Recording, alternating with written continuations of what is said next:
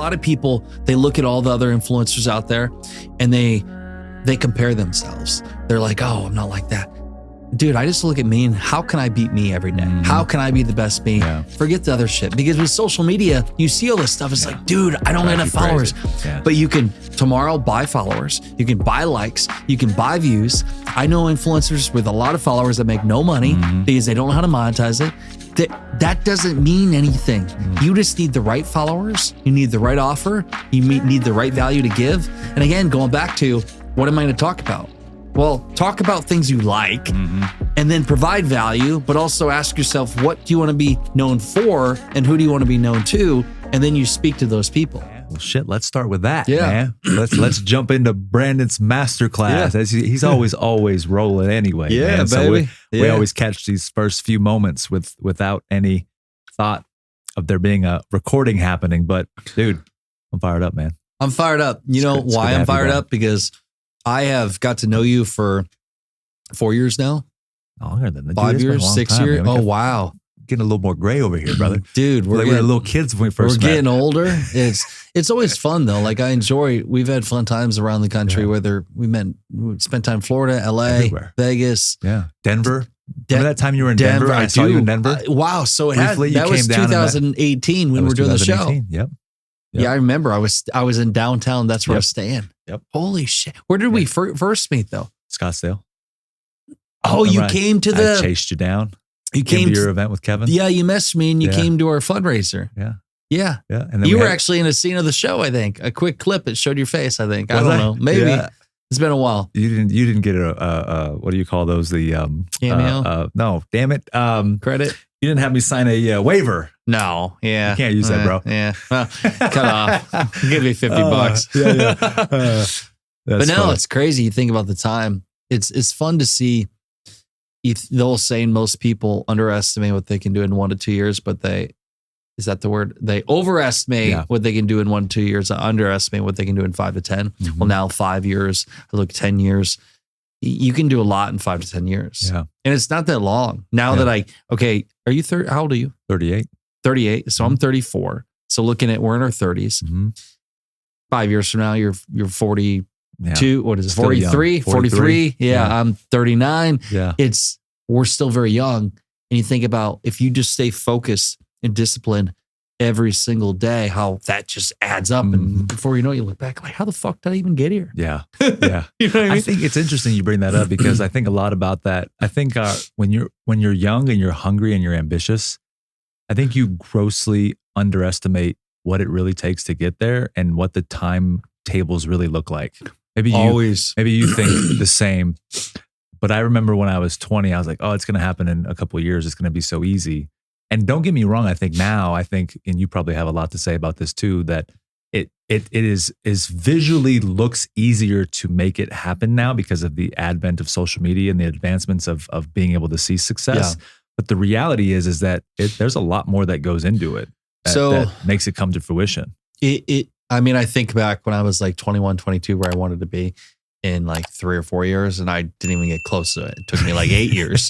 Exactly. But it does get easier as you have more progress, you keep going down the path because you think about the more relationships, connections. I mean, even when I'm so 34, when I was 29, you knew me then, I had to start over. I lost everything. And so it was, for me, because I wasn't like just starting out, I started over, but I still had connections to go to. I still had my knowledge. I had a brand. And when I say start over, I didn't have any money. I lost all my money. But I had things to go to help me make money quicker.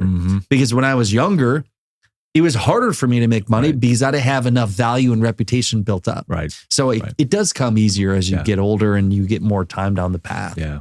Yeah. How far do you feel like you're at a hockey stick moment, or you are doing well now, but there's still an exponential gain coming down the road? There's still an exponential gain, and I've noticed over the past 24 months that it's got much easier. Well, not much easier. It's got easier. There's still obstacles as you grow, but I do feel that I'm close to something even bigger. So like there's certain levels. Like in my world, there's certain people that know me, but then there's a level of people like, holy shit, that guy.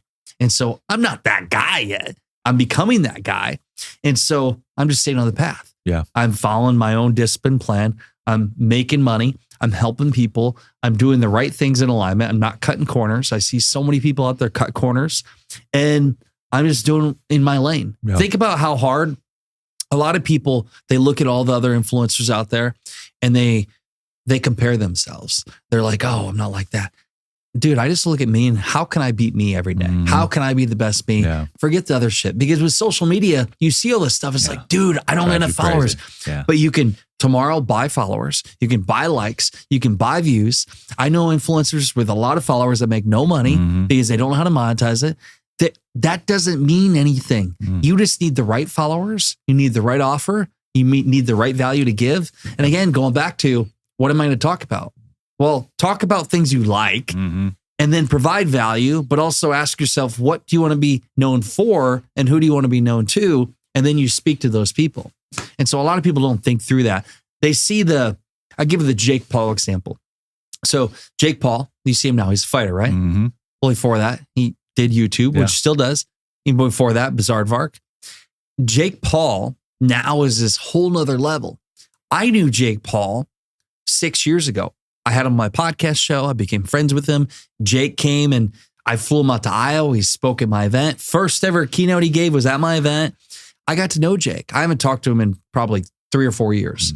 But Jake, people see this YouTube star. Hey, I'm not going to just become a YouTuber. What most people don't realize, I studied this kid. He made a video every day. It took him thousands of videos before people got to know him. Yeah. And then slowly opportunity came. He reinvented himself. Like, I got to give a round of applause for that guy because he's really achieved something. But people see a guy like Jake Paul or a Logan Paul or you name any influencers. They'd be like, oh, I'm going to be like that in 2 or 3 years. Dude, that was a decade. And you know what? They worked harder than most people around them. And by the way, I guarantee you they lost a lot of friends along the way. Sure. Sacrifices. People don't look at the sacrifices. Like, I have my own sacrifices, my own fucked up problems in my own life that I don't need to share with everybody, but it's because I've been so focused on what I'm doing.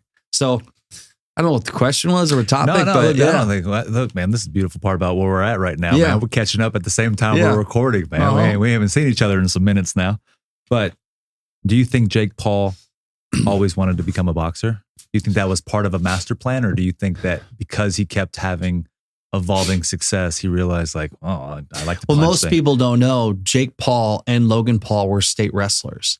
Wow. Yeah, I didn't know that. They were really good wrestlers. You look it up. I think he talked about in his book, but Jake and Logan, I don't know if they were state like winners, but they went to state for wrestling. So they were already athletes. Wow. That's why people are like, oh, fighters. And when they went to fight and people are like, oh, they get their ass kicked. I'm like, so dude, don't mess with a wrestler. I'm from Iowa. And so I don't think they set the intention where they're going to create these videos that I'm going to become a boxer one day. I think they just want to become entertainers. And I think two brothers going and doing their own thing, they fueled each other.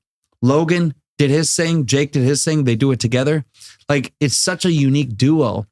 And now it just happens to be fighting. I think they're both entertainers. They're both entrepreneurs. They're both driven to have massive success. And that's what they're doing. I don't think so. When they were 15 years old, they said, hey, I'm going to fight one day. I think they said, we're going to create video content. What's going to be the fastest path for us to get some I guess you could say, fame, right? And timing for them, though, probably helped, though, brother. Like, think about that, right? I'm sure you have a strong take on that. When they got on. Right.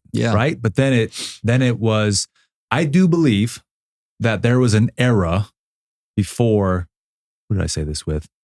Timing makes a big difference. Oprah's not famous in today's world. I hate to break it to you, right? She's just not. She's not going to show up and start doing an Oprah TV show and being on network television and maybe even a podcast and become who she is today. It just so happened that at that time in her generation, she started, she executed, and it made sense. It worked. Many of the people that we know, I think about some of these bigger, more successful podcast platforms that kind of got in the jet stream in 2011, 12, 13. And like you said, followed the consistency path. And like the Pauls stayed at it. And then here they are a decade later and all that has taken off, right? So do you think that that can still happen for somebody that chooses to start today in their journey of becoming an influencer or building a personal brand and getting in the next wave, right? I think anything is possible with hard work. I think getting like a large amount of followers like they do, I mean, there's always ways, right? If I believe all social media platforms are real estate and eyeballs, and you're building brand reputation and footprints on these platforms. And so for me, I'll post all platforms. But then sometime one platform might come along and you might get in early. One of those people, you look at going back to Jake and Logan Paul, they got on Vine. And I think it was, I don't know if it was both of them did a video that like technically couldn't be done. Like the phone like dropped or whatever it did. And it became like the most viewed video on Vine, which kind of led them down the path. And then they went into Instagram and all the platforms. I think you could still do that today. If you stick with something long enough and you start becoming like known for something, and you don't need 1 million followers, you could have a couple hundred. But what if those couple hundred followers know you for something, and then one of those followers introduces you to another opportunity because they like you, and that takes you down a path where you start finding your groove and making money and success. That's why I'm a huge advocate of, you just need the right people to watch you. You just need to have a unique value and niche, and then you're going to bring opportunity to you, and then that's going to open up doors. Sure. So you're saying that the game of social media is still wide open 100% to capitalize on. It's still wide open. And I think the more you can acquire likeness and trust now, the more money you'll make in the future. I'm spending more and more money on paid advertising because you can only reach so many people organically. I have a full-time editor, full-time social media person I'm talking with on a daily basis. I have a team that's doing ads with that. I'm spending a lot of money every single month on content. For one, I can now. I love the game and I enjoy doing it and love to help people. But two, I know after doing this for 10 years that there's deals I got that were from people that have been watching me for years. And then all of a sudden they were in a position to now hire me. If I can gain enough likeness and trust with enough people right now, it's going to be easier for me to make money 5 years from now, 10 years from now. So if you can acquire the likeness, acquire the eyeballs, and acquire the trust now, because I had a conversation with somebody the other day. Think of AI. So this is going down a rabbit hole now. So AI, now they have AI where there could be a Brandon T. Adams that is talking, but it's not actually me talking. It looks like me and everything else. So if everybody starts doing that, how do you know if you can trust that person? How can you know that that's the real person? Right. What if other people are just going to do this AI? Me as the authentic Brandon T. Adams, my like and trust that I gained from people before AI really went mainstream is going to be valuable. So I look at it as now, it's the best time to start creating a lot of fucking content before it gets to that point. Interesting. So you're saying the bots will take over eventually, so there won't be any distinguishing. We'll all be nature. dead. We're fucked anyways. None of this will matter. Wasn't that a Will Smith movie they made? Yeah, I Am Legend. iRobot? I Am Legend. Was it I Am Legend? Or maybe, I Am Legend. iRobot, man. And iRobot. There's two. Yeah. They're coming out with the second one. That's, man. See, they were the pre-determining factors in forecasting the future of the world. But go back to your question. So the question you asked is it too late? I think, okay, do you want to go start a podcast show? There's 1 million podcast shows out there, but if you have a really niche podcast show and you use that as a networking tool, that's valuable. You want to go start your own content YouTube show? Again, you only need the right people to view you. Just enjoy it for one thing. Don't do it and think I'm going to make a bunch of money. You need to really build that, pathway on it. It's not going to happen overnight. And so I think anything is possible, but you just got to have a little passion behind it. You got to enjoy it, but you got to stick with it. I mean, how many podcast shows have you done so far? Well, we just started doing it consistently in 2023. Okay, but again, I'd have to go check the number. I think it's like 160, 70, something like that. 100 podcasts total. 100? Over 100. You know, on average, that most podcasters don't get beyond 15 podcast shows. Yeah. Oh. And so you already beat fucking beyond average, baby. The average, but also the fact that we're here in studio. If you would have said 50 podcast shows, it wouldn't have mattered. The fact that we're here in a studio, you're willing to invest time, money, and energy to create quality content. Yeah. And the experience that we have or other people you have in something will come from that. Sure. Whether anybody listens to the show or not. And so, long story short, if you put the work in, if you enjoy what you're doing, try to master it and just stick with it, something will come from it. Sure. You said earlier when we were driving over here, the identity that you were moving into as you continue to create and position yourself branding wise was evolving. And so I'm sure a lot of people out there that, look, this was funny. I always say this now because now I ain't playing now because I decided the podcast is never going to slow down. We're going to be consistent from here on out every day until most likely my son takes over or I fall off the face of the earth. But I realize that these episodes today makes me smile because they will get a lot of views in the future. When those people listen at high levels, Brandon. Yeah. When they are going to look at themselves as an entity and creating themselves into becoming a person that is a brand and has a personal brand and creates content, you were talking about recreating yourself and reinventing yourself so you can become known as this. I want to hear more about that process because I think a lot of people struggle with that, where they put out a bunch of stuff on X and now they're like, oh, X isn't working as well. I want to try to become Y, but then they've got to completely turn a cruise ship, which seems like really fast. Sure, there's a lot of dynamics to that, right? To first establish an identity, figure out what you want to do. Like you said, what's the question? What do you want to be known for? How do you want to be showing up to the public? Like, I know there's a lot of little similar questions in there, but I figured I'd open that up for you just to have some fun with. First off, I think it's important for somebody to stick with something because some people, they'll do something for a few months, change. I'll give you the example of my journey. 10 years ago, I was getting into crowdfunding. I was helping people raise money, Kickstarter, Indiegogo. I became known as a crowdfunding guy. I studied it. I did campaigns. And one of the strategies I did is I worked with influential people. So I helped John Lee Dumas raise $500,000 a month for a book. I helped Kevin Harrington raise money for a book. It was more of a crowdfunding launch, and not because they needed the money. It was a marketing platform.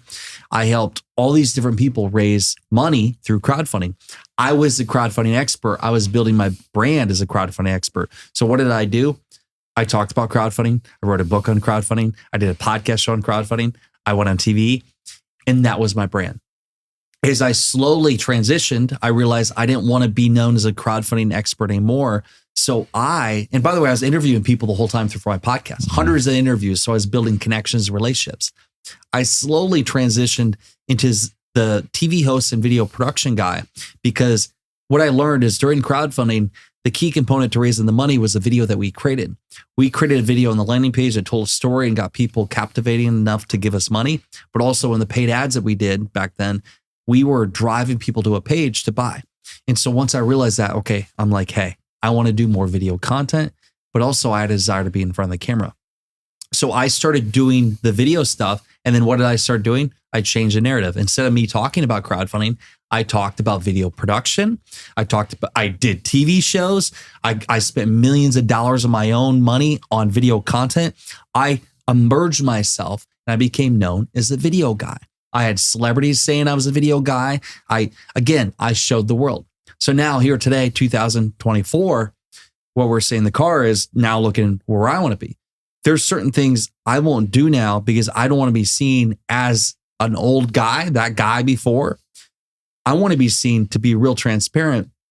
I'm doing more investments. We're investing in companies. We're advising companies. We're helping grow companies through capital. I want to be known as a prestigious investor. And where I really want to be is within 3 years, I want to be a shark on Shark Tank next to the other sharks investing in deals and the ultimate branding moment on a TV show seen as an investor. And so everything I do now, I'm still the video guy marketing, but I am doing more talking and podcasting around investments, scaling companies. I'm doing speaking gigs around it. Everything I communicate to the world is around me as an entrepreneur. Yes, a TV producer, but I'm investing in content. I'm investing in businesses. I'm a part of IPOs. I'm a part of acquisitions, all things that make people know that I'm an investor. And now what does that do? It brings deal flow. People pitch me and I get the best opportunities and I get more clients and I get more investment opportunities that most people wouldn't get. And so long story short, you can pivot your brand. You can pivot your messaging. You can use that follower base you had before and just transition it. They already built like and trust with you. They may have known you for the crowdfunding guy, but now they know you for this. And I'm looking to where I'm going. So I'm speaking into the world where I want to be 3 years from now through my messaging. So think about that. When anybody listening, whatever you want to be known for, whatever your brand, ask yourself, what do you want to be known for? I want to be known as an investor, a business person, a guy that cares about people, helps people, and scales their company. And who do you want to be known to? Those are the two questions you ask yourself before you create content. And then once you know the answer, you go all in on that content. What if people look at it though as if like they want to be known as something, but then they don't necessarily have a way out? You know what I mean by what I'm asking there? It's almost like, hey, I know what you mean. I want to be known as the guy that makes XYZ podcast, but they don't have any business sense and they just want to create. They don't know how to sell. They don't know how to make products. They don't know how to actually capitalize on all of that. Is there a value in that, or find somebody that does know how to do that? Yeah. Do what you like and then find a partner. I mean, that's why you look at like Steve Jobs had Wozniak or any duo. I think if you just find somebody that is good at what you're not good at, whether you hire them or get them as a partner, I'm not good at everything. I can interview and I can talk all day, but there's a lot of back end shit I don't know how to do. Well, I'll tell you funny. I mean, this is probably where I would have struggled the most in the past, where I didn't ever want to see. I think this is where I found out. I was talking to myself because I was driving somewhere this morning, and I was having a conversation with myself about the power of labels. Yeah. And so here we are in this world where the label of sales is pretty nasty for most people, and people are repulsed by this concept of sales, right?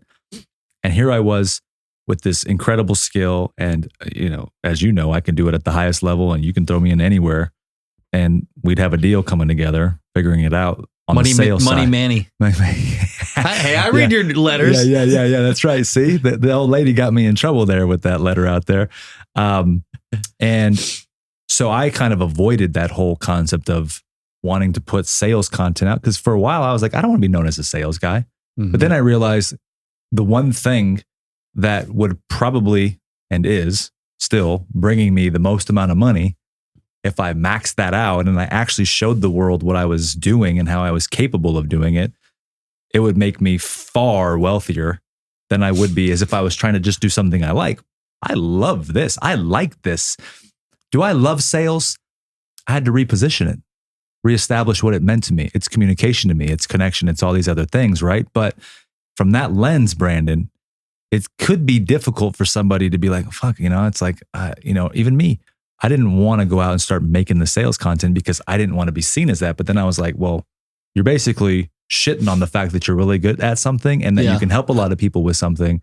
And so I say that in response to what you said there, where you do something you like, but what if you're fucking really good at something and you don't like it, but you just got to give it out there? It could be a component, but it also could be a component of your brand. Just because you talk about sales doesn't mean that's all that you're known for. You could talk about sales and also you have this podcast show. Right. And I'll give you an example. I don't let people started reaching out to me that didn't know me really. And they'd be like, oh, you make your money, you're a speaker. And it started to bother me because I'm like, I'm not a fucking speaker. Like I speak, but like, I don't want to be known as a speaker. I'm an investor and I help build and scale brands. I'm an entrepreneur. Like I don't want to be a speaker. And so I don't really talk about, hey, I say I'm speaking somewhere and I make the point to say, hey, I speak. My main way is investments.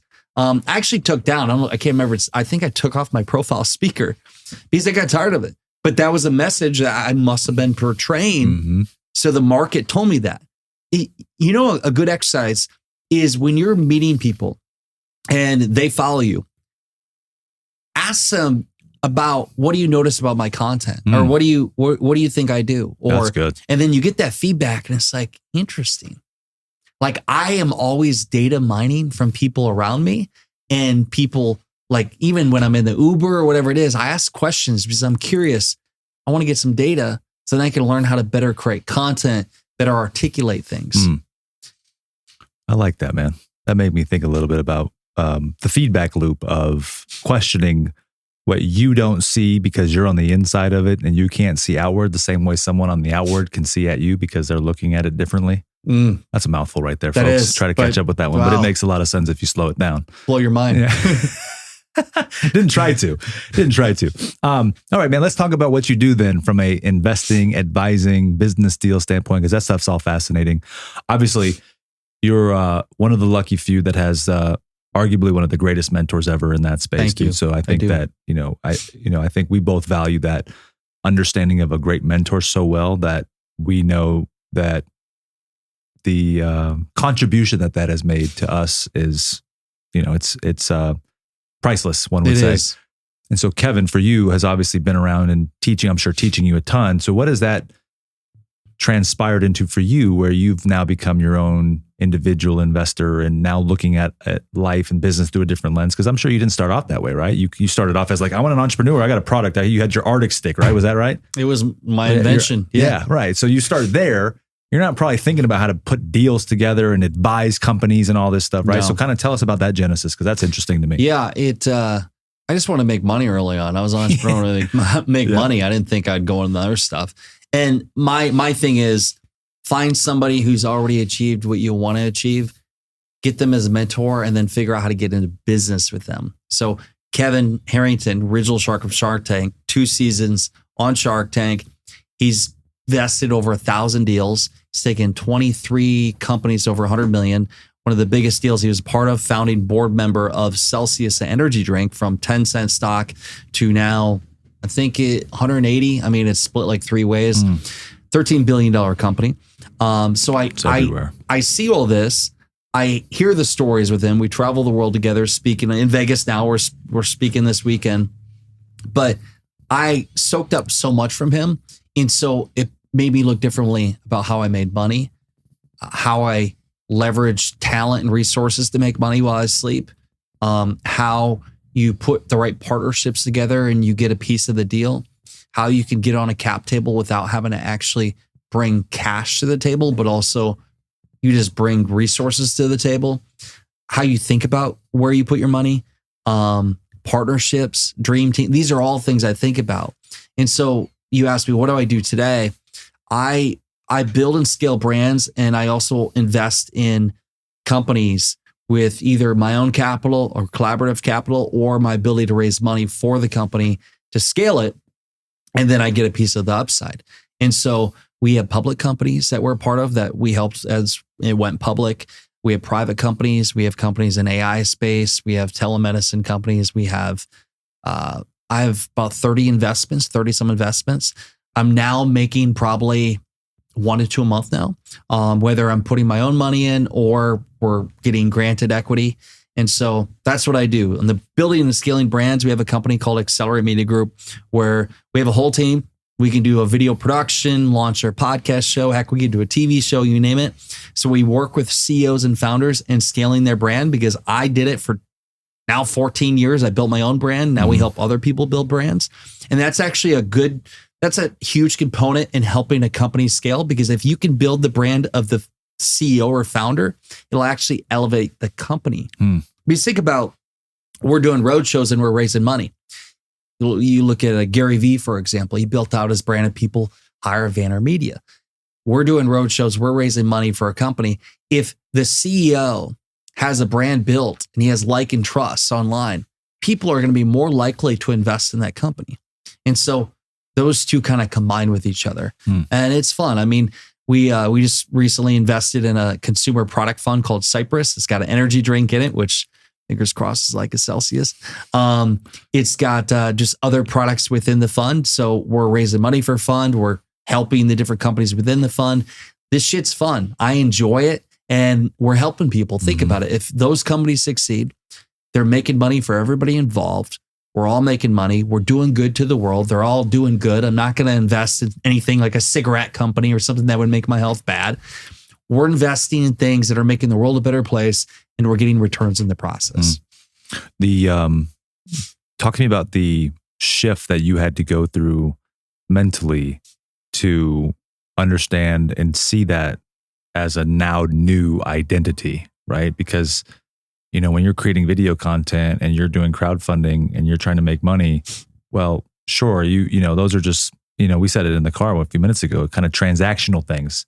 Now, don't get me wrong, you got to build the business and put all the other instruments in place to do that. But were you apprehensive ever as far as like, there were moments where you didn't believe that you were an advisor guy or that you were an investor guy? Oh, yeah. Or did you get pulled up into it by Kevin, who was like, let's go. And you're like, ooh, fucking just snapped into it. You're like, all right, here we go. We got to figure this out type of thing. Yeah. I mean, there's days I still like look back and I question, because I'm around certain people that are just so high level, that I question, like, am I good enough or worthy enough? Because I mean, that's how you grow. You're around fucking giants, right? You're around people that made a shit ton of money and they had success, not just once, twice, multiple times. And when you're around that, you're bound to become successful. And now I've had multiple wins. One of the wins with Kevin is we did an event together. One of the things I do is host events and bring people together. And that's how we get our deal flow. We had an event that led from, we found a guy with an invention for a product called Peeps, an eyeglass cleaner. I think they called it Carbon Clean back then, now Peeps. It had done $500,000 of lifetime sales. The product now has done over 160 million. So that's one of the big deals I was part of with Kevin. And so when you see these kind of wins, you learn and you're bound to succeed. And every once in a while, imposter kicks in. I'm not good enough. Am I worthy enough to be a shark on Shark Tank? Am I worthy enough to be this? Fuck yeah, I am. You get these things in your head. I think we all do. If you say you don't, people are full of shit. We all sometimes get it. Sometimes I wake up and I'm just like, am I worthy? Am I successful? I'm not far enough ahead. And then reality kicks in. I say, fuck you, Brandon, you are. I go to the gym, I work out, I feel better. I'm like, okay, you're good. But when you have certain big wins, and I have them today, Manny, like even like in this podcast show and I'm speaking on stage, you have those moments where like, holy shit, okay, this is letting me know that I actually am where I wanted to be. And I'll give you an example. This was a year ago. It's in Vegas. And it's a fun story, by the way. So didn't we see each other then? Yeah. I think we smoked a cigar then, I think we smoked a cigar. That maybe. night, So Kevin and I came here. Yeah. Kevin spoke on stage at EXPCon. There was about 6,000 people and met some amazing people there. And literally as soon as he got off the stage, we ran to the back door and we went into a limo that drove us to the airport where all the jets are. We walked on to the jet that we're on. Our client was flying us out there to Mexico. So we get on the jet and we go, okay, we got a 2-hour flight and we're talking business and we're in the jet. And I'm first thinking like, dude, I'm in a jet now and I'm flying around the world and I'm with my ideal mentor, now business partner. And so we land in Mexico. And so we get out. And if you ever been on a jet, you get off tarmac, like you just literally throw your stuff on and they had a golf cart that picked us up. We drove to the main center. We get out. I call the number for the person picking us up because we're going to this big event. And the person says, hey, I'm here. And I'm like, no, you're not. I'm like, what color is your vehicle? It's a black Suburban. Where are you at? I'm out front. Like, what is going on? And I gave it to the guy next to us and he was speaking Spanish and said a few things. And he looked at us and he said, you guys have serious issues. You're in Los Cabos, not in Punta Mita. They flew us to the wrong city in Mexico. I don't know how it happened. I first thinking like, dude, it's somebody trying to ransom us, hijack us. And till this day, I don't know what happened. It wasn't our fault. Somebody made a mistake. The pilot, whoever it was, the jet flew us to Los Cabos, Mexico. We were supposed to be at a dinner that night in Punta Mita. And we went and ran to the pilot and them because they were going to go to their hotel in Los Cabos. We said, no, you're getting back on that jet and you're taking us to Punta Mita. So we get on the jet. We're flying. This is a moment where I'll get to. I'm on the jet. Kevin's in the back. He's taking a nap. It's like, hey, wake me up when we get there. I'm sitting there and the flight attendant gave me, I said, I'll have a tequila. I'm sitting there sipping on Don Julio tequila, looking out the window. And I just realized in that moment, holy shit, I'm here. I'm in a jet, 10,000 feet up, whatever it is. I'm drinking my tequila. I'm getting paid to be there. I'm making more money than I ever made. And I'm at the fucking top. And no, not the top. Like in that moment, I'm like, I'm at the top. Those are the kind of moments that make me realize, Brandon, you don't need the imposter syndrome. Like you fucking did it. And now it's just like, have fun and keep doing it. Yeah. And so those moments remind me that I am worthy. Right. And I am worthy to be where I'm at. Yeah. How do you keep pushing the goalpost forward? It's like that whole, I get there and then it's, you want more. Do you find yourself trying to, I don't like the word balance, but I would say manage. It's an interesting question I'm going at right here, because obviously you said you have family and you got a lot going on here in this next couple of months. Yeah. You got your wife that wants your attention. We were talking about you charging more money for what you do. Yeah. And now, you're so young, you're 34, as you said, there's so much still ahead. How do you intend to keep solving those potential challenges while not compromising the goalpost of moving it forward and bigger and higher and taller and all that great stuff? Yeah. I mean, I don't know if I know the answer. I will open up and share some reasons. There's reasons why people become successful. And some of it stems back from their childhood. The reasons why they even want to be seen in life. For me, I've always had this issue of being seen, being worthy. It goes to a couple things that happened in my life. One was when I was a kid, I had a speech impediment. So I had a lisp and I couldn't speak like everybody else. And so I got bullied. And for me, I wanted to be like everybody else. I didn't fit in. And so I would speak in front of the mirror. Eventually, I lost my lisp. There was other things where I was seeking attention from my father in life. He worked a lot, but he spent time with me. But there was these little things that happened to me that I always wanted to prove something to somebody to show that I was worthy, making money, winning awards, all this. And so this has been almost a vicious cycle my whole life. So nothing's ever been enough. Some of the most successful people are never satisfied. And that's why they keep going. But the sad part of that is if they can't manage it or put it somewhat in control, they will never actually be satisfied. And so that is part of that is me. Like I'm always striving to like next. I've done a lot of work on myself where I'm much better. Going back to the family thing, I don't know. Like I have no kids. I love my wife. I make sacrifices. There's obstacles in the marriage sometimes. I gotta jump in on the kids thing. I don't want to let that run by us. Yeah. Are you still going to stay without kids, or do you want to have kids eventually? I have no intention for kids. No, still. We have our niece and nephew, Jackson and Jordan. Jackson is, let me correct this, he's 5. I think he's 5. Yeah, 5. And Jordan's 12. She's growing up. They're the closest thing I have to kids. I love them dearly. I do a lot of stuff to show them what's possible. I work to teach them things around sales and money and stuff.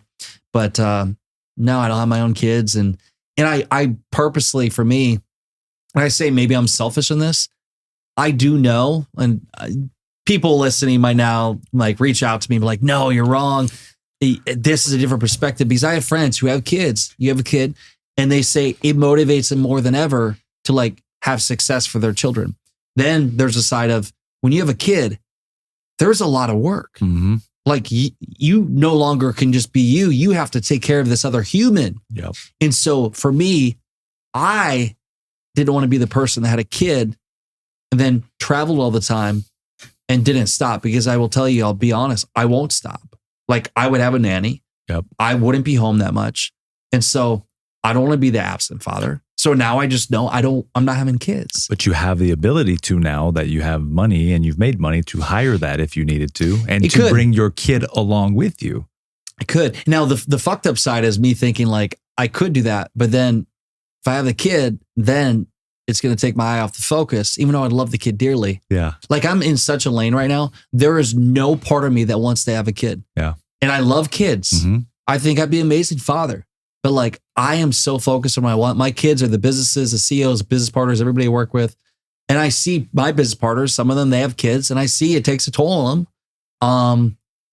I'm fucking selfish, man. Honestly, if you want to be like really good at something, and you talk to like the Olympic athletes, you talk to the people that made it in their industry, they will tell you they had to focus all their time and energy on that. It hurt their relationships, hurt with family. They had no lives in terms of outside of what they did. And some may say, is that good or bad? Well, if they became the best and they enjoyed it, was it worth it? Yeah. I think it would be, maybe. but it's just a trade-off. It's the price you have to pay. Yeah. Somebody said one more. Somebody said this the other day. They said to the person, like, hey, you became so known. Was it worth you now, like, have people that are coming to your doorstep, stalkers, because you're so known, and that, like, that's part of your life? And it was actually Hormozy said it. Yeah. And Hormozy said, the guy said, that's the price I have to pay for success. I'm pretty sure he's talking about Tony, by the way. Tony Robbins. I could see that. Yeah. Because I'm pretty sure I saw that from before. But you think about it. What's the price you're willing to pay? Yeah. Most people aren't willing to pay the price. Yeah. I am. Yeah. Sometimes I question, is it worth the price? Sure. You can pay the price in many different ways, though, man. So again, I don't think I love this because I don't think there's rights or wrongs anymore. I think there's what works best for you. Yeah. Right. Like, we have Lincoln now. I can't. So cute. I can't imagine life without Lincoln, to be honest with you. Right. But I realize how much more full of an individual I am and what a net positive to society I am because I have now figured out how to be a better partner in a relationship, right? Which is first that needed to happen. Then baby comes along and then you realize, like, oh shit. Similar to you, by the way, you said it perfectly. I am also very selfish. And as a single child, incredibly hard to come off that. And especially when I met you, dude, it was the same thing, random chicks just having fun. But it wasn't like, I'm giving you my time. I'm not committing to you because why? Because we want to go conquer the world. But then it was like, I got this blessing. Katie came along and I was like, fighting this urge to stay selfish and go conquer life still. And it's like, fuck, I don't want to let this one go. I remember these combos. Fucking hard, man. You know what I mean? Yeah. But dude, looking back now, I'm like, I'm more full. And that allows me, and I'm fortunate because I have a phenomenal wife that loves the kid, wants to be with the kid, takes care of the kid, and doesn't want to get in my way at all. And it's like, go take care of business. And I'm like, that's a beautiful thing. It's fucking perfect, dude. It's like, and we go to destiny, we can go to, what your purpose is, but I know that that's all part of how it was supposed to be set up for me because there's big things in our family and we want to create next generational opportunities and and Lincoln's that next line of Vargas, right? So it's like so many great things have come of that. So that's exciting. It's very exciting, the legacy. Man. Oh, fuck. We were getting, and I was getting in the car to come pick you up and, they were actually going on a walk and I was like, pretty soon he'll be coming to the studio with me, and he'll be able to sit in and just hang out and be a part of all this stuff. That will be cool. Yeah. I can see him in the corner right now. Yeah, just hanging out, man. Just hanging out. Yeah. So anyway, all of that said is, obviously you have a different vantage point, which I totally agree with. It's a lot going on out there in the world nowadays, man. And I think I heard Patrick Bet-David say it. He's like, all the wrong people are having kids. Not enough of the right people. Yeah, I would be the right person to have a kid. Everybody says it. Yeah. But I just... Yeah. So anyway, I want to keep planting little seeds. As you get wealthier and wealthier, bro, just hire. No, I wouldn't say that. Yeah. Just take them with you, man. Take them with you. This question you could ask me in 2 years, it might change, and I don't know. I guess I'm so focused on what I'm doing. I know clearly what I want. It's just a matter of I'm unsatisfied sometimes of I need to get there faster, but I think that's everybody. So what do you want? I'm gonna hit you with it. Yeah. First off, I am living my ultimate life right now. Already. Like I love the life. So it's now just kind of like, it's almost like, not bragging rights, but to say I did things. It's more personal to say I did it. Right. I don't need to prove shit to anybody anymore. Yeah. I mean, I want my dad proud in that, but I want to show me what I can do. It's more wealth. The one recently is, yes, I want to be a shark on Shark Tank within 30 months. This would be ultimate. And Kevin comes back on and appears with me. And him and I are next to the other sharks. And we get to invest in deals together. Because the fun story of all this is the full circle. How I really got connected to Kevin way back when is when I went to Iowa State University. And I graduated in 2012. My last year, whatever it was, I was getting like a 1.68 GPA, failing out of school. And I was failing speech comp class of all things, speech class. And I realized, I asked the teacher, how could I pass? He said, go to extra credit. I went to extra credit class with a guest speaker named Cactus Jack Behringer, famous inventor. And on the big screen, He showed videos. He led me to the book Think and You're Rich, which changed my life. But he showed a speaker reel. He showed this video of him doing a deal on Shark Tank with Kevin Harrington and Barbara Corcoran for his product, the Body Jacket. They each put 90 grand in. And that day led me to eventually getting Jack as a mentor, and indirectly eventually got me to Kevin Harrington. And to see a full circle of this kid who was failing out of speech comm class in college at 20 years old to this guy at 36 years old, 16 years later, as a shark on Shark Tank next to the guy he saw while he was in class. That's a next level fucking thing. And why do I want it? I think it's cool and I just want it. So it's another kind of challenge for me. And just build out portfolios. I want a unicorn company. I want to be a part of $1 billion exit. I obviously wouldn't have all the equity. Typically, if I'm a part of a deal like that, if we start at the beginning, our company would have 5 to 15% of the company. And so I want to get a part of one of that because I think that would be cool. And enjoy a ride. Enjoy the ride and help people along the way. I love speaking to people. Again, I don't want to be known as a speaker, but I enjoy speaking. I'm speaking at Tampa University next week. I might be speaking back at Iowa State University. I'm speaking and sharing my wisdom in hopes to help people get way farther than I did in a shorter period of time. And when you come in to speak now, are you speaking on the same brand development stuff, or are you talking more about updated investing? Like, it just depends. Do you control that more, or are you? So if there's a stage with a bunch of influential people and it's more business wise, I want to control the narrative what I'm speaking about, because that is what really going to impact. Again, going back to the brand I want to be known for. Now, if there's like a university, like there's one next week I'm speaking to, they want me to talk about crowdfunding because their students are going on this crowdfunding endeavor. So I will talk about my story. I will talk about how I invest in companies, but I will give them advice around crowdfunding because that's going to help the kids get what they want. Sure. I'll customize it to the audience. But a lot of it, if I want to be seen to the right people, it is talking about, hey, I'm building, scaling brands, helping companies, or investing in companies, because that message really kind of represents who I want to be. I'm thinking about the Shark Tank path, man. I'm imagining that you've got a gateway there. Have you already mapped out how to make it happen? Like, do you actually know how to get on the show? So I don't know exactly, but I'll say this. So I'm already talking about. So I got to be careful what I'm going to say here. So I'm already thinking through it all. Like, I'm looking at investing and having certain sharks maybe being involved with events we're doing or getting on the radar, or engaging with the sharks in certain ways, or getting close to certain people in proximity. Now, there's a couple ways to look at this. Just being really like, why would somebody want Brennan T. Adams on Shark Tank? Why would they want him as a shark? Well, there's value to be created. Can I bring value in money? Can I bring value in eyeballs? Can I bring value in a unique niche and younger entrepreneur that's seen on the show that's great for viewers? What is that unique value? Maybe I can create 3 of those together and propose a unique plan that gets me as a shark on Shark Tank that makes them a lot more money. The question is, what do they want? My guess is the producer wants to make more money. The producer wants more reviews.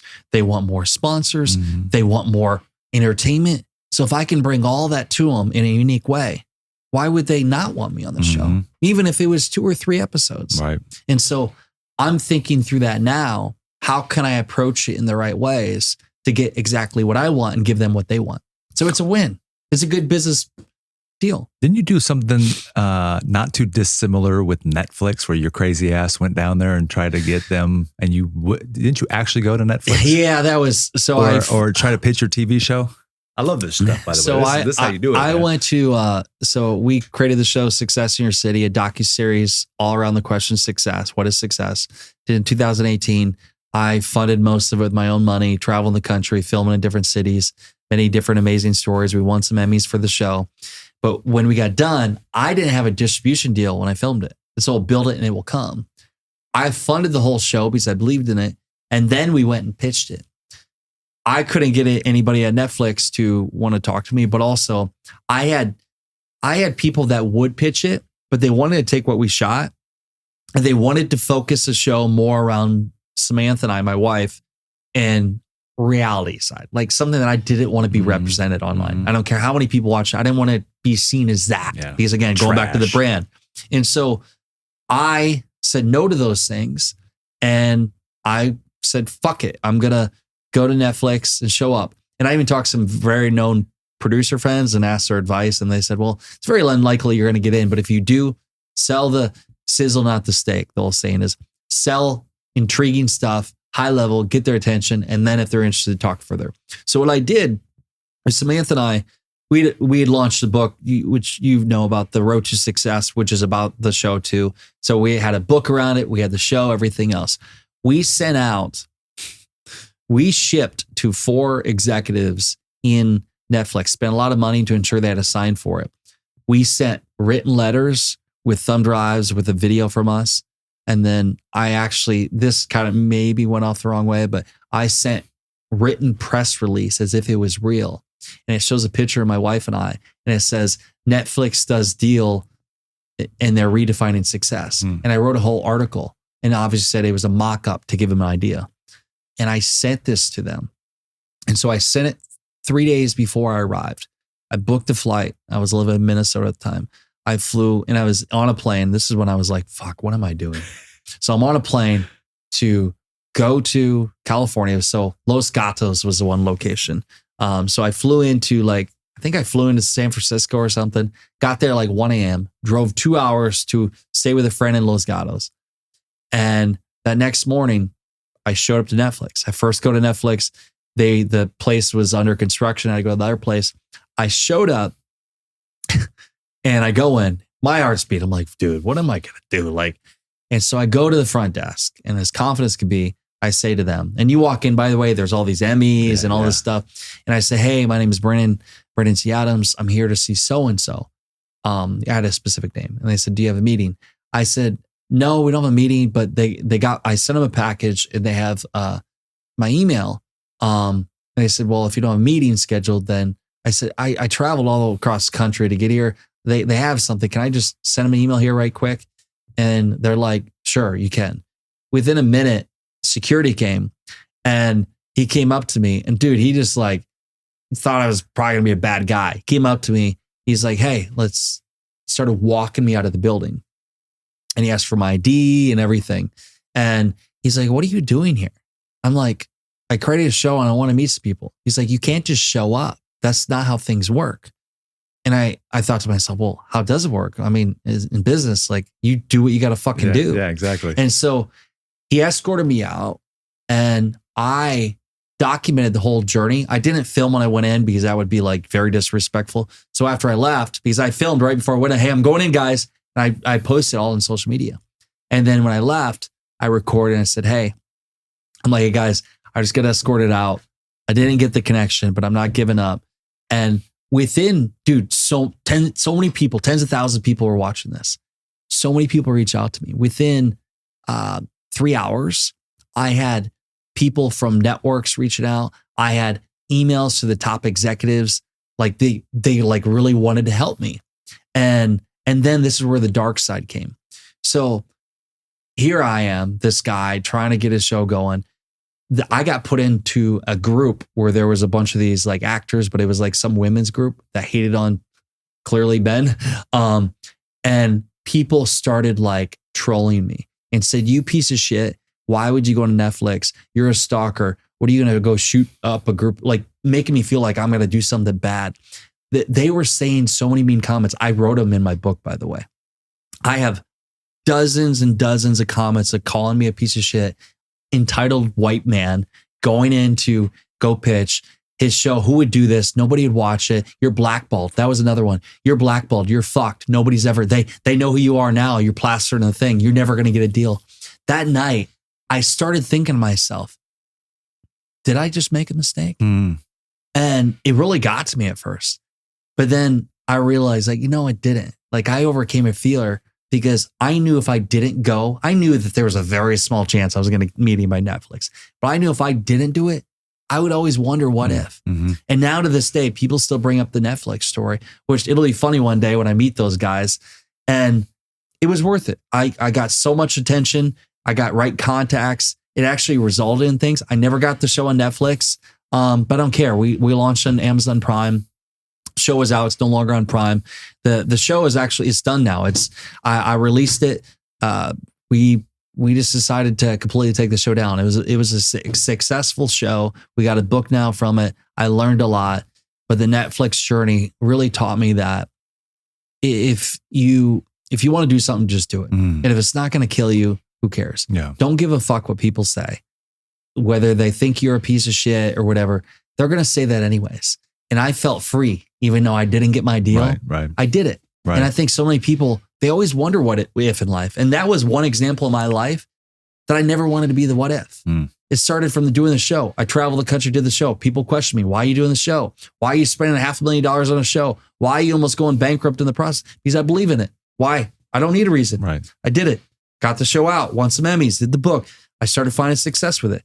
People always question. I just did. You don't need other people's approval. You just need to do what you want to do.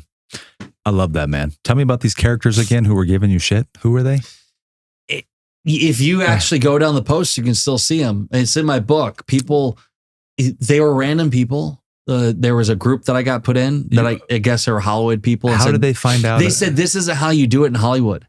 Oh, you're going to get blackballed. This is not how things work. I'm thinking to myself, I bet you're an actor. A wannabe. The wannabe. Yeah, that doesn't have the never balls. produced your own show. I produced multiple TV shows. Yeah. And now I'm a producer on other big shows that have got second seasons. Yeah. So like, dude, you say what you want to say and it is what it is. And then you know what? They'll never forget. And I'd love to meet this person one day. They changed my entire state of mind. All these comments in the book. And I'll have to, when I go back to the hotel where I always carry a book with me, I'll have to read it because I totally forgot exactly what it was. But I had all these mean comments. And then this one person said, I'm so sorry that people are saying these things about you. I think your show concept is amazing and I can't wait to watch it. And I'm praying for you. Amazing. And like that completely changed my state. And we as humans, why do we always focus on all the negative shit when you have that one person that tells you how valuable you are and how good you are? You just focus on all the other shit. Doesn't even mean anything. That's because I think that's how the brain is wired, man. Unfortunately. It is. And people are survival. People are just mean. Yeah. And I'm not trying to make myself sound like a little bitch when I say that, but people are just mean, man. Yeah. I don't care anymore. I think there's a process to overcoming that.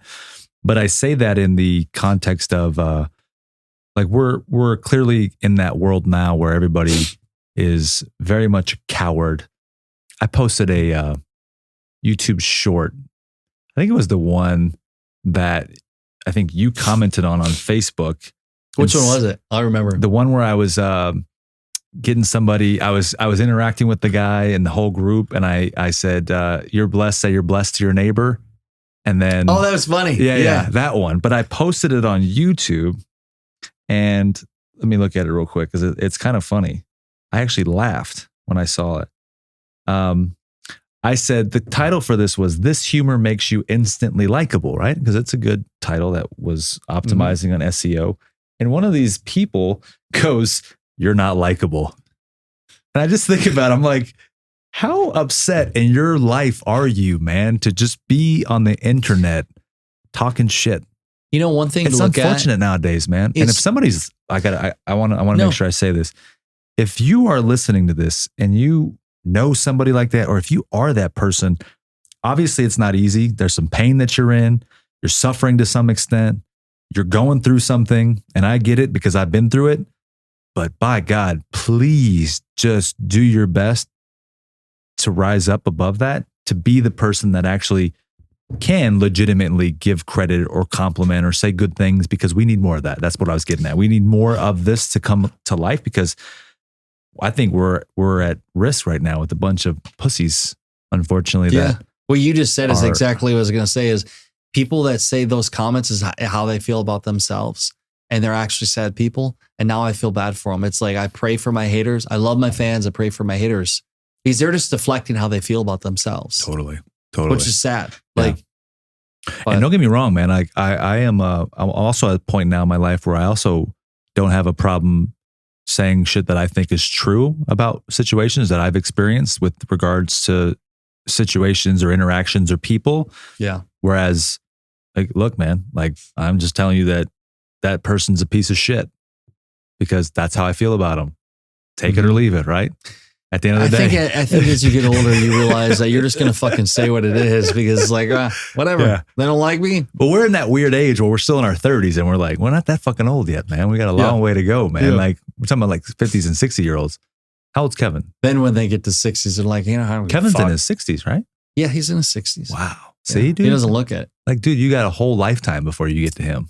Like that age anyway. Yeah, I do got it. Yeah, I do have a lot. Yeah. Man, once you start thinking about it, damn, man. Okay, one more thing that I'm thinking about. I know.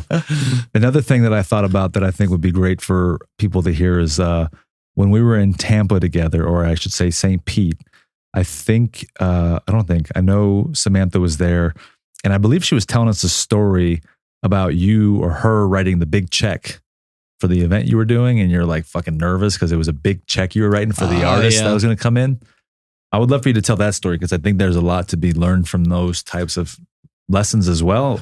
So feel free if you know what I'm talking about, because I do know what I'm talking about. I wonder if you know what I'm talking about. Was it how much I spent on Rise and Record? I believe it was for an artist, for like a speaker. Oh yeah, not for the actual event, for the speaker or the So I'll give you some. So I'll give a bit of a background on it. So every year we do an event called Rise and Record. It's all about rising up and sharing your story through video content, and we've done 3 annual events, and then we do masterminds. So this coming October will be our 4th event. And yeah, we spent one year $250K for a 3-day event. We bring in speakers, artists. We have dinners, rooftop dinners. We film everything, experiences, like a whole nother level kind of event. And I love it. Deep down inside, I just love bringing people together. Now, I've made investments over the years. I don't want to say names, but I made investments in entertainment and artists, and I've spent a good amount of money, enough money. Like sometimes I've spent for an hour and a half somebody's time more than some people make in a year for people making decent money. And so I will say this, and I'll say, and this made me think differently about how I invest, not only in companies, but I invest in people. My intention sometimes when I invest in people, whether it's let's say a coach, a mentor, or entertainment for an event, I invest in a relationship. I also look and research them or attend their conferences or attend their performances beforehand because I want to know what kind of people they are. I don't just want some name at a place. And if I realize that it's somebody I want to be around and I want to take and be like in some way, because maybe I enjoy a music industry, maybe I enjoy a certain country artist, maybe I want some kind of experience and association which will get me down a different path in business. And if it is, and I also know they're going to provide value to my audience, I will make that investment. So I'm investing in my own personal desires that I want to ask them questions. I'm investing in brand association. I'm investing in a long-term business relationship, looking to do deals down the road. And I'm investing in the ability to make a valuable experience for people in my events. And I'm filming it too, so I have the content forever. When I've made those big investments, it actually helped me grow as a human being. And I say, when I make big investments, I say, all shit hits the fan. And let's say I don't sell one ticket from this investment, it'll be worth it. That's my before I make the investment. And then I make it and I feel good about it. And I value the experience in person way more because I sacrifice that amount of money to create that. And so it's been a growing for different investments I made where I've made that much money into a person, but it was always worth it. There was never one time where I said it wasn't worth an investment, and it always paid off. Yeah. And now I continuously challenge myself in different ways. I'm doing it right now. I'm looking into other people that I want to be around, like sharks or whatever it is. And I see the value in it. Some people may go in this extravagant vacation, or they might buy this nice new car. I'm just investing in the future and relationships and getting on Shark Tank. And hey man, and if you got a big checkbook, you can pretty much get anybody to come do anything. Or you get creative of how you utilize capital, and maybe it's not your own capital. You just got to figure ways to use that capital to get the things that you want. Now you're talking about you just use your own money too. Now you're talking about deal making, man. Yeah, it's deal making. You be creative. Like, be creative in deals. How can you structure deals and bring value to multiple parties and then also get what you want? Everybody's got to get the win out of the situation. And so I'll give you an example. So I'm an investor and partner in the Drip Bar. Drip Bar is IV therapy. So you think you go in, you get a drip. A lot of people think, oh, if you have a hangover, go to drip. It does help with that. But people like me who exercise and always trying to stay on the peak of my game, I get a drip. I was just in the Drip Bar here in Nashville. Got a drip. I feel amazing. The next 3 days, I'm going to feel great. My workouts will be great. And so that's one company we have. And we have close to 100 locations around the country. So I actually want to unpack that, man. Tell me how that deal comes to life. I think people want to know a little bit behind the scenes. Like, how the hell does that all work? How do you get involved? What do you get involved with? Like, what is your role? Yeah. How does it work with Kevin? Like, tell us about sort of the nuts and bolts without giving us away all the details. And so, that's a franchise business. So people can open on their own Drip Bar. I love the brand because it's helping people live happier lives. One of our franchise owners who's releasing here in a couple months, Andrea Delamura, somebody I've worked with, she beat cancer twice. And one of the big things she did during that time is doing drips. And now she's got so much passion and desire to get this out there because she saw how much it helped her during cancer. And now, like, when you see passionate people like that, so she's opened up a location. I love that about the brand is we're helping not only people live happier and healthier lives, but we're helping people get businesses to make money. And so how did that specific example come? And really, how did any deal ever come to me or Kevin? Is because we have brands and content, people reach out. But then we have trusted partners. Let's say somebody like you, Manny, that we have a relationship. You've seen what we've done. You know we're the real deal. You bring somebody to the table because you know, hey, we can provide capital or we can maybe help them grow through our connections. We can help be ambassadors for the company. We can help the company grow. And so people come to us and they'll say, hey, we're here, but we want to get to here. And it helps that I can utilize, obviously, Kevin, my business partner, what he's done. He's done way more than me, Celsius deals, all these big deals. And so we structure a deal where we put a plan together to show the pathway to grow the company. And so that's how we get those deals. And so the Drip Bar is one example, but I'll show you another example. And this is a creative, I do these I have workshops called Ignite and Elevate Your Personal Brand. And then we show you how to monetize your brand. But this is one case study I show. So you have the Drip Bar here, company we're involved with. And then we have this show called Wicked Tuna. Wicked Tuna is, if you haven't seen it, it's where all these captains go out and they fish for tuna. And it's pretty cool. They catch all these big tuna and then they have tuna wars. Basically, the person that gets the biggest tuna will win. And so this is a show. 2 years ago, Kevin and I sat across the table with Paul Hebert of Wicked Tuna, one of the captains, which at that time I didn't know what the show was. I didn't realize how powerful it was until I went out in public and everybody wanted a picture with him. And so Kevin, him, and I, and another person sat around the table and said, why don't we sell products? They weren't monetizing products. And so it took over a year, many negotiations, calls. We ended up getting the licensing for the show Wicked Tuna to be able to sell products like food, seafood, like fish stick, Wicked Tuna fish sticks, Wicked Tuna clam chowder, Wicked Tuna merchandise, Wicked Tuna fishing poles, all these different things. So we own the licensing for the show. And it's been a long process, by the way. This is still in a working process. But here's two deals we have, this deal and this deal. So now how can you bring multiple deals together to bring value and have a win for all sides? So what I did in July is when they filmed Wicked Tuna. We had Wicked Tuna, the show, and we have Drip Bar. Drip Bar, one of our partners in Massachusetts. So I got it where they did a scene where the Drip Bar people came in and gave all the captains of the ship drips and they ended up filming it. By the way, when we first did this, I had no intention this would ever actually happen. I brought my own camera guy and I just wanted to film the captains get drips for great content. They get drips. It'd be a fun time. But the night before I was in Gloucester, Massachusetts, Paul said, dude, the producer just called me and they want to have this as the first episode of the show on the show because they were filming like 3 days later. They'd just flown in. They filmed for like 3 or 4 weeks. And the night before, they let me know this. So they brought the film crew in and they filmed the whole scene on them getting drips. So what did I do? By the way, it releases in like February. Fingers crossed, by the way, they could cut it. I don't know. We'll see. I hope they don't cut it. But what happened there is I took a partnership here. I have investment in this company. I'm a partner in the Drip Bar. I took where I have ownership in this licensing, where we have this, 2 assets, two different things and brought them together to bring value to both parties, which is a win all around. So think about how can you take multiple companies that you're a part of, multiple individuals, multiple resources, and bring them together where you take 1 + 1 + 1 = 100. And so that's how my mind thinks about growing and scaling things.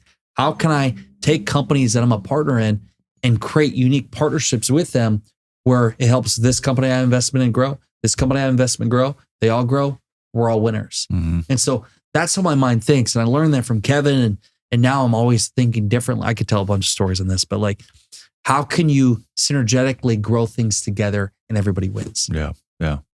I got a good way to say that. Always on the grow. Always on the grow, baby. No, dude, I know that you're full of intelligent ways, and it's just the beginning of that all, right? I mean, man, it's impressive to know that you're only in your early 30s doing all this great stuff, man. The best, I say, is yet to come, man. So Amen. Especially for tonight, brother. Let's get out of here in a few minutes. Last question, after you tell us where we can find you and what the best places are to stalk you, just kind of like you did Netflix. Yeah. You know, I want people to come chase you down. I want them crazies coming for you, man, because they're fans. They're fans on the other side. Yeah. There's good fans, there's bad fans, but they're fans, man, because they're crazy about you. Yeah. So I love it. Where can we find you? What can we do there? And then I'm going to ask you about this real quick. Yeah. So I'm at Brandon T. Adams everywhere. Just go to my website or just check me out on social media at Brandon T. Adams. Send me a DM, follow me, and then watch my content. Let me know what you think about it. Boom, baby. What does always on the grow mean to you, man? Always on the grow means to me constantly challenging yourself to go out of your comfort zone and not plateauing. Because what I found in life, when you can learn to be comfortable being uncomfortable, you will always grow. And so always find ways to grow, and not just in money, grow in your personal life, in relationships, in your health and your wellness. If you can constantly always find ways to be on the grow, you're going to be a happier person. Let's get it, man. I love it. Well, brother, we've got the best ahead of us tonight, man. Let's go get some. Thank you, buddy. Let's go get some food. Let's smoke a cigar. Let's have a non-alcoholic, Boys not out. No, non-alcoholic beverage. If you're me, we're going to take Vegas down. Yes, let's do it. Let's go get it, man. Let's do it. Appreciate you, man.